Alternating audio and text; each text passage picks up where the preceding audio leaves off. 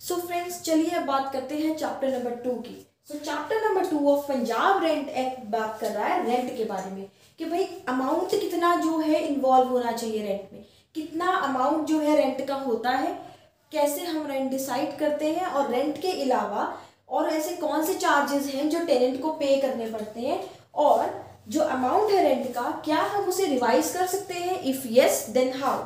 कब हम रेंट के अमाउंट को रिवाइज करते हैं, इंक्रीज या डिक्रीज, कौन करता है, कब करता है और कैसे करता है, इन सब की बातें आज हम इस चैप्टर में करने वाले हैं। तो फ्रेंड्स, अगर आप इस चैनल पे अभी नए हैं तो जाइए सबसे पहले इस चैनल को जाके सब्सक्राइब कर लीजिए ताकि आपको और भी बहुत सारे लॉ सब्जेक्ट की वीडियोस देखने को मिल सके। और अगर आप इस चैनल से ऑलरेडी जुड़े हुए हैं तो मेक श्योर कि इस वीडियो को देखने से पहले आपने इस रेंट लॉ की पिछली वीडियोस को जरूर देख लिया हो। सो friends, according to section number 6, जो भी अमाउंट लैंडलॉर्ड और टेनेंट के बीच में अग्री होगी, जो भी वो अमाउंट फाइनलाइज करेंगे वो होगा रेंट टू बी पेड, वही पेएबल रेंट अमाउंट होगी इस सेक्शन के अकॉर्डिंग जो लैंडलॉर्ड और टेनेंट ने आपस में बातचीत करके नेगोशिएट करके फाइनलाइज की है। सो फ्रेंड्स, ये तो था फर्स्ट पार्ट सेक्शन नंबर 6 का। अब सेक्शन नंबर 6 में एक प्रोवाइजो भी दे रखी है। सो प्रोवाइजो का मतलब तो आपको पता है कि भाई कोई कंडीशन अभी जो है हमें पढ़ने को मिलेगी, कोई कंडीशन इंपोज हो रही है। So as per this proviso वो बोल रहे हैं कि ये जो अमाउंट एग्रीड है रेंट की, इसे 5% इंक्रीज किया जाएगा 2 ईयर्स के लिए। और थर्ड ईयर की अगर हम बात करें तो थर्ड ईयर में जो भी इंक्रीमेंट होगा that will based upon consumer price index. So third year का जो इंक्रीमेंट होगा ना रेंट अमाउंट का, जो ये पेएबल अमाउंट है, वो इंक्रीमेंट किस रेशो के अकॉर्डिंग किया जाएगा, क्योंकि 2 ईयर्स तक तो 5% का इंक्रीज होगा, दैट्स तो फाइन। जितना भी एक बार अमाउंट में डिसाइड हो चुका है, प्रीवियस अमाउंट जो है इनकी डिसाइडेड है, उसी टोटल पेएबल रेंट के बेसिस पे उसका 5% जो है वो आने वाले 2 सालों के लिए एज इंक्रीमेंट परसेंटेज डील किया जाएगा। लेकिन थर्ड ईयर में जो इंक्रीमेंट होगा that will based upon the percentage of increase in consumer price index. So friends, this was तो all about section number 6। So friends, now let's move to section number 8, section number 7 जो कि repealed है। सो बात करते हैं section number 8 की। Section number 8 is talking about other charges, मतलब कि रेंट पेएबल के अलावा जो भी रेंट उन्होंने आपस में बातचीत करके डिसाइड किया, उसके अलावा ऐसे और कौन से चार्जेस हैं जो टेनेंट को पे करने पड़ेंगे और लैंडलॉर्ड को रिकवर कर सकता है लॉफुली। तो सेक्शन नंबर 8 हमें वही अदर चार्जेस के बारे में बता रहा है। So as per this section, सबसे पहले तो जो मेंटेनेंस चार्ज है 10% जो है वो ये रिकवर कर सकता है लैंडलॉर्ड टेनेंट से, that is as maintenance charges. Maintenance charges जो है वो टेनेंट से वसूले जा सकते हैं रेंट के अलावा भी। और इसके बाद जो भी टैक्सेस हैं जो लोकल अथॉरिटी चार्ज कर सकती है, वो भी कौन ले सकता है, लैंडलॉर्ड। वो भी लैंडलॉर्ड टेनेंट से ले सकता है कि भाई ये जो टैक्सेस हैं, जैसे कि प्रॉपर्टी टैक्स या और कोई टैक्स, सो प्रॉपर्टी टैक्स नाम के टैक्सेस या और भी ऐसे कोई टैक्स जो लोकल अथॉरिटी मांग रही है, वो भी टैक्स जो है वो टेनेंट को पे करने पड़ेंगे लैंडलॉर्ड को। ये तो बात थी सबसेक्शन 1 की। अब now let's talk about subsection 2। Subsection 2 जो है वो ये बात कर रहा है कि भाई लैंडलॉर्ड जो है वो इन सब चीजों के अलावा और भी कोई चीज है जो अदर चार्जेस की तरह क्लेम कर सकता है। मतलब रेंट, टैक्स और मेंटेनेंस चार्जेस के अलावा कुछ बिल्स भी हैं जो कि ये वसूल कर सकते हैं टेनेंट किससे, मतलब कि जैसे कि वाटर बिल्स हो गए, इलेक्ट्रिसिटी बिल्स हो गए, ये सारे बिल्स भी टेनेंट को पे करने पड़ेंगे अदर चार्जेस की तरह। सो फ्रेंड्स, सेक्शन नंबर 8 हमें ये बता रहा है कि अदर चार्जेस कौन से हैं, मतलब रेंट के अलावा टेनेंट को 10% मेंटेनेंस चार्जेस भी देना है लैंडलॉर्ड को, और कोई टैक्स अगर है लोकल अथॉरिटी चार्ज कर रही है जैसे कि प्रॉपर्टी टैक्स, ये भी हमें जो है एज टेनेंट पे करना पड़ेगा लैंडलॉर्ड को। और सबसेक्शन 2 में बताया जा रहा है कि भाई अगर कोई इलेक्ट्रिसिटी या वाटर बिल है वो भी टेनेंट को लैंडलॉर्ड को पे करना पड़ेगा। So friends, I hope section number 8 आपको क्लियर होगा। Now let's move to section number 9। Section number 9 it is very important. Section number 9 जो है it is talking about revision of rent, मतलब जो अमाउंट सेक्शन 6 में decide हो चुका है, जो ऑलरेडी ये एग्री कर चुके हैं, क्या उसको बदला जा सकता है, मतलब उसको रिवाइज किया जा सकता है। रिवाइज का मतलब उसमें कुछ चेंजेस लाए जा सकते हैं, और कैसे कैसे चेंजेस आ सकते हैं। So revision can be in 2 types, either increment either decrement, मतलब या तो अमाउंट इंक्रीज होगा या अमाउंट डिक्रीज होगा। सो ये जो दो तरह की रिविजन्स हैं ये सेक्शन नंबर 9 के अकॉर्डिंग्स में ही होनी चाहिए।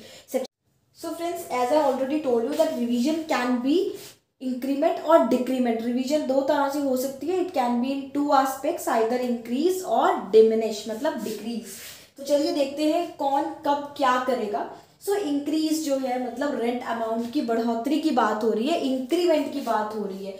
तो ऑब्वियसली अब आप फटाफट से सोचिए और देखिए कि जो रेंट का इंक्रीज है वो कौन कराएगा। टेनेंट चाहेगा कि रेंट इंक्रीज हो या लैंडलॉर्ड चाहेगा?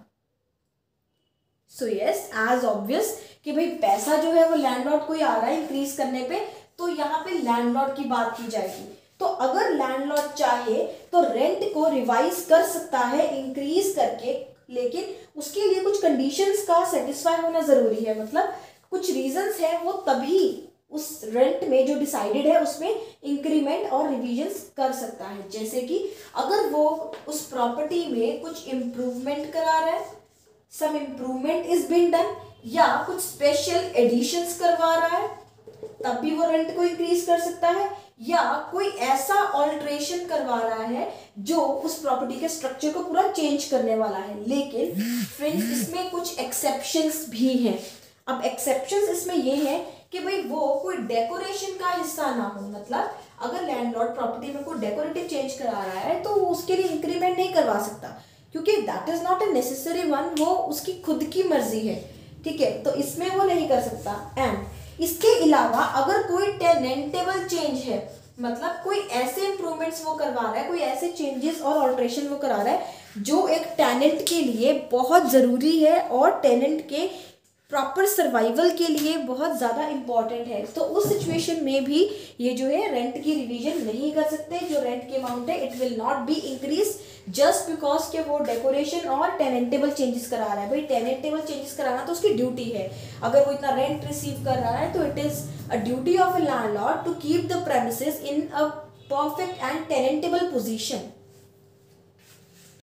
सो फ्रेंड्स, ऐसे खर्चे अगर लैंडलॉर्ड जो है वो कर रहा है, कोई इम्प्रूवमेंट एडिशन और ऑल्ट्रेशन कर रहा है, लेकिन वो एडिशन इम्प्रूवमेंट और ऑल्ट्रेशन डेकोरेशन या टेनेंटेबल चेंजेस से लेना देना नहीं है उसका कोई, उस सिचुएशन में अगर लैंडलॉर्ड ने टेनेंट से इन खर्चों के बारे में कोई भी जो है पैसा नहीं ले रखा है, उस सिचुएशन में लैंडलॉर्ड 10% का इंक्रीज जो है वो कर सकता है।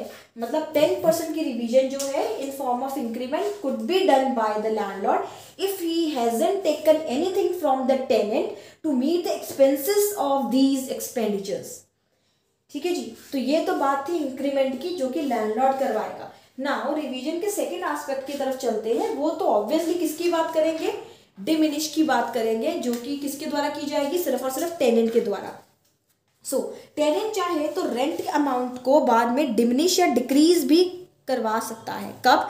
जब जो भी अकोमोडेशन या जो भी प्रेमिसेस जो है रेंट एग्रीमेंट में मेंशन है, मतलब जो भी इसने प्रेमिसेस रेंट पे ले रखी है, अगर उस प्रेमिसेस के कोई भी एरिया में या किसी भी तरह का उसमें कोई डिक्रीज आ रहा है, उसके कोई इंजॉयमेंट के राइट डिक्रीज हो रहे हैं, या उस प्रेमिसेस की कंडीशन में कुछ जो है इंफ्रास्ट्रक्चर में डिमिनिश हो रहा है, उस सिचुएशन में क्या हो सकता है? रेंट अमाउंट को डिक्रीज किया जा सकता है। और ये जो डिक्रीज है ये कौन करवा सकता है? टेनेंट। मतलब टेनेंट में claim the diminish of the rent in case of any deterioration या decrease in the rental property or in the right in regard of that rental property. So friends, ये तो बात थी सेक्शन नंबर 9 की। I hope आपको section 9 अच्छे से clear हो गया होगा। सो फ्रेंड्स, अब बात करते हैं सेक्शन नंबर 10 की। सो सेक्शन नंबर 10 जो है वो बात कर रहा है नोटिस सप्लाई करने की, कि भाई जो भी हमने सेक्शन 9 में रिवीजन के बारे में पढ़ा, मतलब सेक्शन 9 के तहत अगर कोई भी रिवीजन हो रही है लैंडलॉर्ड के द्वारा, कोई भी रेंट जो है वो इंक्रीज हो रहा है या फिर वो डिक्रीज हो रहा है, तो इस चीज की जानकारी जो है वो नोटिस के फॉर्म में सप्लाई होनी बहुत जरूरी है। मतलब सेक्शन 10 हमें ये बता रहा है कि अगर रिवीजन हो रही है तो उस रिवीजन का नोटिस सप्लाई होना बहुत जरूरी है। फॉर एग्जाम्पल, अगर लैंडलॉर्ड ने जो रेंट है उसे रिवाइज करना है तो he shall provide a notice to the tenant. वो टेनेंट को नोटिस जरूर भेजेगा इस चीज का, और कुछ कंडीशंस हैं जो सेटिस्फाई होनी चाहिए उस नोटिस में, दैट इज वो नोटिस शेड्यूल 5 के अकॉर्डिंग्स में होगा। अब कौन सा शेड्यूल 5?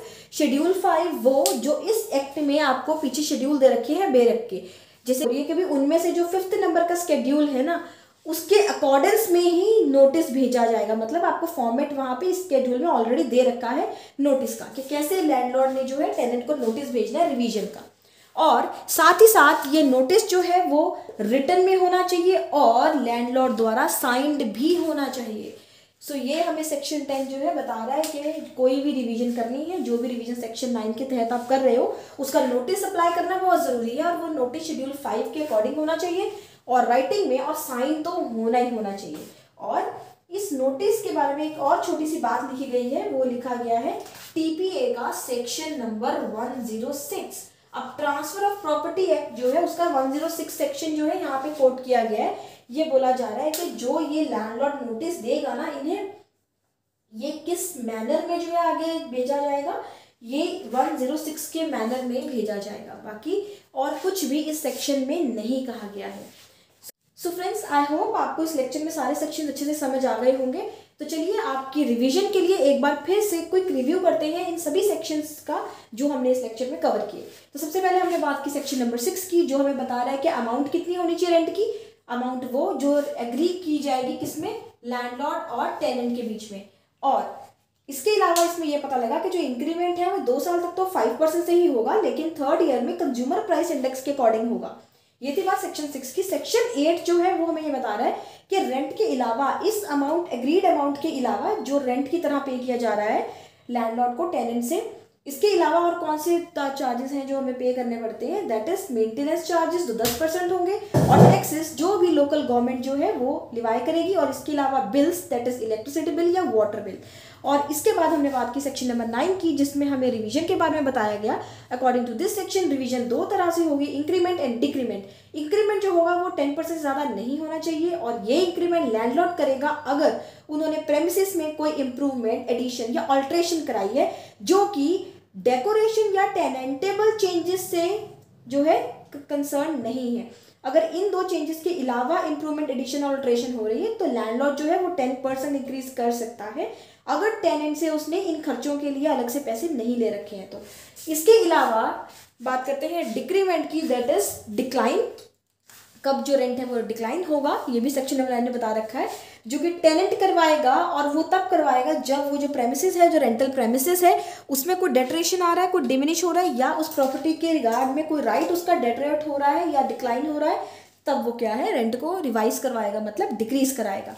और लास्ट में हमने बात की सेक्शन नंबर 10 की, जिसने हमें बताया कि भाई जो भी रिवीजन की हम चर्चा करते आ रहे हैं सेक्शन 9 में, उसे नोटिस की तरह सप्लाई करना बहुत ज़रूरी है। मतलब इन रिवीजन्स की जानकारी का जो शेयर होना बहुत ज़रूरी है, किनके बीच में, लैंडलॉर्ड और टेनेंट के बीच में, क्योंकि भाई आखिरकार रिवीजन बेयर तो इन दोनों को ही करनी है ना। अगर इंक्रीमेंट है तो टेनेंट के सिर पे पड़ेगा, और अगर डिक्रीमेंट है तो लैंडलॉर्ड के सिर पे पड़ने वाला है। तो इसी चीज़ों को जो कि इन दोनों ने बेयर करनी है, उसकी जानकारी भी इन दोनों में होना बहुत ज़रूरी है। सो इसी जानकारी का सप्लाई किसके माध्यम से होगा, नोटिस के माध्यम से। और ये नोटिस जो है वो राइटिंग में होना चाहिए और साइन होना चाहिए जो भी भेज रहा है, और ये किस फॉर्म में बनाया जाएगा, ये शेड्यूल 5 के फॉर्म में बनाया जाएगा, जो कि आपको इसी एक्ट में दे रखा है। जो 15 शेड्यूल दे रखे हैं उनमें से जो 5th शेड्यूल है वो आपको इसका फॉर्मेट बताता है, उसके अकॉर्डिंग्स पे करना है। और ये नोटिस है, ये रिवीजन का नोटिस है, जो कि बहुत ज़रूरी है सप्लाई करना रिवीजन करने से पहले। सो फ्रेंड्स, आई होप आपको ये सारा लेक्चर अच्छे से समझ आ गया होगा, और स्टिल अगर आपको इसमें कोई डाउट है then do let me know in comment box, ताकि आपकी क्वेरीज को, आपके डाउट्स को मैं अच्छे से क्लियर कर सकूँ।